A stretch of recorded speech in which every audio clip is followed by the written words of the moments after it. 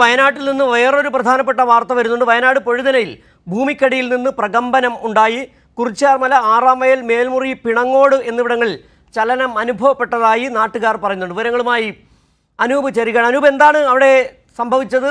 ഇത് സംബന്ധിച്ച് നാട്ടുകാരാണോ പറഞ്ഞത് ഇത്ര പ്രകമ്പനം ഉണ്ടായി എന്നുള്ളത്? എത്ര സമയം പ്രകമ്പനം നിലനിന്നു എന്ന കാര്യങ്ങൾ സംബന്ധിച്ച് എന്തെങ്കിലും വിവരങ്ങൾ നമുക്ക് ലഭിക്കുന്നുണ്ടോ? ഇത് പല മേഖലകളും ഉണ്ടായി. മേൽമുറി മുതൽ പൊഴുതന പഞ്ചായത്തിലെ മേൽമുറി പ്രദേശം മുതൽ അതിന്റെ ഈ ഇത്തരത്തിൽ താഴ്വാര മേഖലകളിൽ വരെ ഇത്തരത്തിലൊരു ശബ്ദം കേൾക്കുകയും വീടുകളിൽ ഉൾപ്പെടെ ഒരു കുലുക്കം അനുഭവപ്പെട്ടു എന്നുമാണ് ഈ നാട്ടുകാർ പറയുന്നത്. അവർ ജില്ലാ കളക്ടറെയും മറ്റും അവർ ഇതുമായി ബന്ധപ്പെട്ട വിവരങ്ങൾ നൽകിയിട്ടുമുണ്ട്.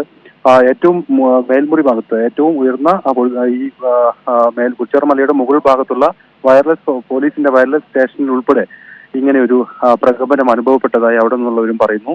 ഏതായാലും ഇപ്പോൾ ലഭിക്കുന്ന വിവരം പ്രകാരം ഒരു നേരിയ ഒരു പ്രകമ്പനം എന്ന രീതിയിൽ ഈ സ്ഥലത്ത് നിന്ന് ഒരു മുഴക്കവും അതോടൊപ്പം ഒരു വീടുകളിൽ ചലനവും അനുഭവപ്പെട്ടു എന്നുള്ളതാണ് മനസ്സിലാക്കാൻ സാധിക്കുന്നത്.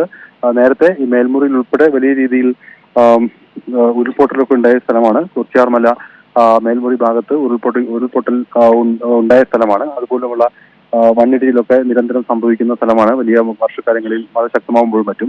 ഏതായാലും ആ മേഖലയിൽ നിന്നാണ് ഇപ്പോൾ ഇത്തരത്തിലൊരു സംശയം.